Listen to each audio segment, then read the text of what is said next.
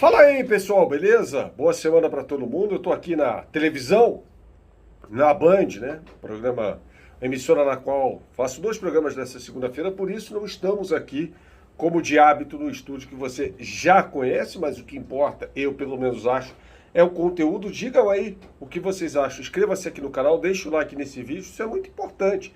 E se você está gostando do conteúdo, quiser mandar um Pix também, tá aqui embaixo, tá? Para você mandar. A gente vai falar sobre aí na final da Libertadores, porque eu tive uma oportunidade rara hoje de conversar com o Danilo, titular do Palmeiras, meio-campista, titular, um jogadoraço, aliás, e fora do ar, né? E aí, fora do ar, com o tempo, a gente começa a conversar sobre algumas coisas, e eu tomei a iniciativa de perguntar sobre a final da Libertadores da América. O Danilo falou tudo. Fique ligado nesse vídeo que tem um oferecimento KTO, melhor site de apostas do Brasil. Você dá o seu palpite na KTO.com. KTO.com. E o melhor de tudo, eu vou dar 20% a mais do que você depositou de presente. Ou seja, se você depositar 30, eu vou te dar 6. Se depositar 50, meu termo ali, eu te dou 10. E se depositar 100, eu vou te dar R$20, tá bom? Então, oportunidade imperdível, promoção incrível do nosso parceiro. Vamos lá, vamos entrar lá.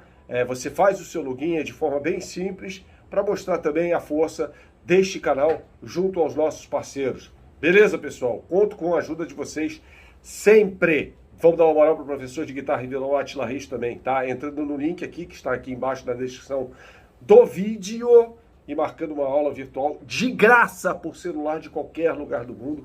É uma oferta imperdível também do competentíssimo professor de guitarra e violão Atila Reis. Eu posso falar porque eu toco.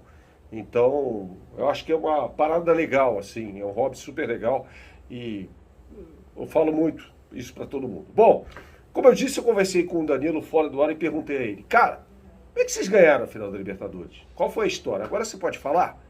Falei, não, foi o seguinte, o Abel tinha duas ideias para essa partida e tudo isso baseado numa escalação frágil do Flamengo. Primeiro eu citei ali a marcação por encaixe, né, do Palmeiras, do Flamengo, melhor dizendo, no Palmeiras, né, marcações individuais, e ele falou que essa não foi tão a questão, embora tenha contribuído também, principalmente no formato do primeiro gol do Palmeiras. Ele falou o seguinte, falou, ó, sempre que vocês atacarem, prefiram o lado esquerdo do Flamengo. Atacar com muita força, muita profundidade, o lado esquerdo defensivo do Flamengo. Por quê? Olha o que o Abel pensou. Falou, ali tem dois jogadores já veteranos, já com muita experiência, que são ótimos, mas tem muita experiência. Davi Luiz, jogando de lado, né, como na linha de dois zagueiros, como um zagueiro pelo lado esquerdo, e o Felipe Luiz. Ele falou, se vocês atacarem por ali com velocidade, a chance de sair algo é muito grande. Então prefiram sempre a ligação para o lado direito em velocidade.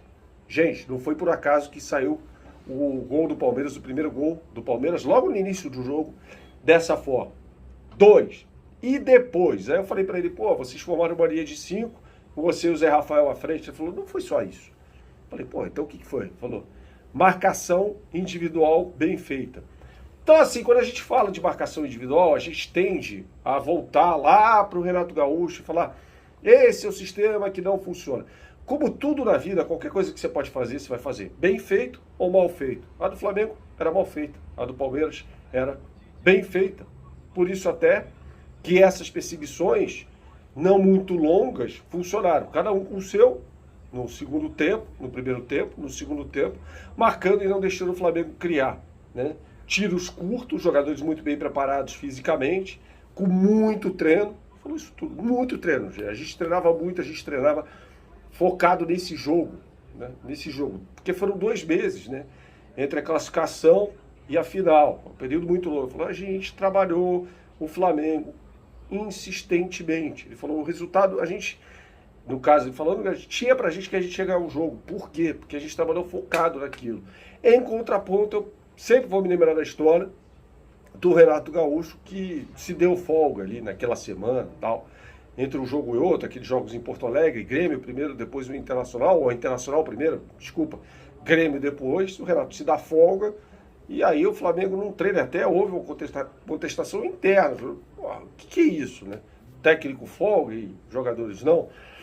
Então isso ajuda muito a tentar entender o porquê dos 3 zagueiros do Flamengo. Eu sempre falo assim, não necessariamente, porque o Paulo Souza faz isso, não se trata necessariamente de um sistema defensivo, não é isso. Mas assim, quando você tem o Felipe Luiz, quando você tem o Davi Luiz, que são jogadores mais experientes, você não pode deixar esses jogadores desguarnecidos, tá? Porque eles podem funcionar maravilhosamente em algum momento. Mas desguarnecido vai acontecer o quê? Então a gente vai juntando as peças aqui, né? O que aconteceu no jogo contra o Vasco da Gama. Quando o Gabriel Peck vem em velocidade, atacando o lado justamente aquele, e o Davi Luiz chega lá para a turma e fala, não, calma aí, como calma aí? Né? E permite ao Gabriel Peck que entre na área e chute, para mim, sem defesa, finalize sem defesa, sem chance de defesa para o Hugo, tá?